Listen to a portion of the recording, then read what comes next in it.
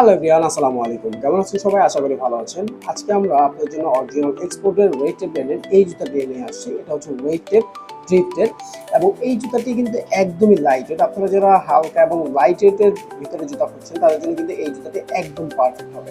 এই জুতাটি মূলত যারা রানিং করেন, জগিং করেন অথবা ক্যাজুয়াল ইউজের জন্য চাচ্ছেন তাদের জন্য একদমই পারফেক্ট।